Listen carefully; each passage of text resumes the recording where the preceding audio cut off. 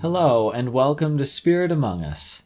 One topic that isn't very commonly covered in many church services is the topic of our suffering, especially when speaking in regards to persecution. Truthfully, the thought of having pain and heartache is uncomfortable. We don't like to think about it, never mind talk about it. We'd like to think we have a God who makes our lives simple and easy, who paves the way for us and ensures we won't need to go through pain. But this isn't the case, and we understand that. We all know that suffering is part of life. We live in a fallen world, a world full of evil, sin, and disaster. And suffering comes along with that.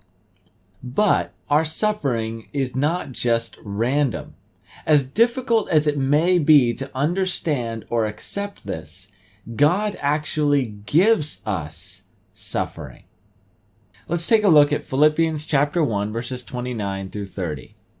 For it has been granted to you that for the sake of Christ you should not only believe in him, but also suffer for his sake, engaged in the same conflict that you saw I had, and now hear that I still have.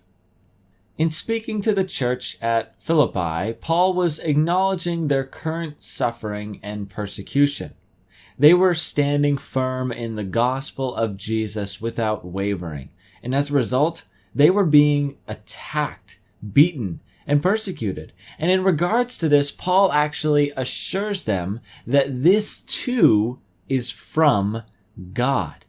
He said, "It has been granted to you that you not only believe, but also suffer for his sake."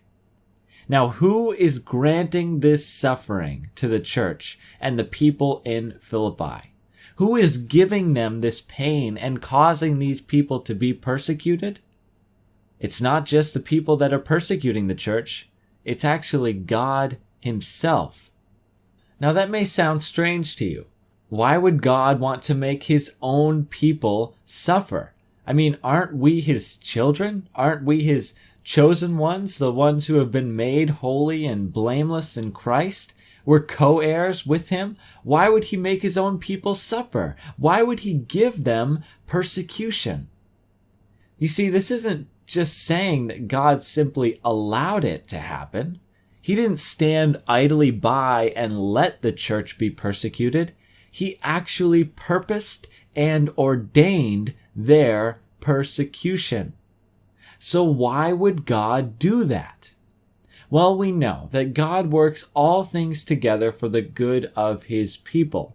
Everything he does is done to bring about their good. So how could this persecution and suffering bring their good? The book of James gives us a clue. Let's take a look at James chapter 1, verses 2 through 4. Count it all joy, my brothers, when you meet trials of various kinds, for you know that the testing of your faith produces steadfastness, and let steadfastness have its full effect, that you may be perfect and complete, lacking in nothing. So why would God lead his own people to suffer? Because it tests and increases their faith. When we face trials and find that God leads us all the way through them, our faith is strengthened. Not only that, we learn to trust less in ourselves and trust more in God. And we're also better prepared to be a witness to the people of this world. But the reason James points out here is more all-encompassing. We have trials. God gives us suffering and persecution to make us perfect and complete, lacking in nothing. That is the goal in our pain, to shape us into the image of Christ. So we may not like to hear this, we may not like to think about this, but we can expect suffering if we really want to follow Christ. And not just general suffering, but suffering for his sake. 2 Timothy chapter 3 verse 12 says this, "Indeed, all who desire to live a godly life in Christ Jesus will be persecuted." So is God mean? Is God evil? Is God unloving? No. The answer is no to all of those questions. Our God is a God of love, and His ways are higher than our ways. His understanding is better than ours. And He knows what is best. And often in our lives, that means suffering and pain, because that makes us rely on Him more. That increases our faith, and that makes us perfect and complete, lacking in nothing. So friends, we need to be willing to suffer in our lives.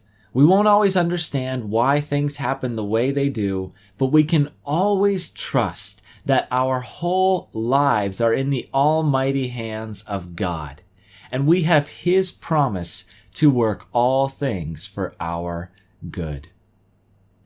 Thank you for watching, and God bless.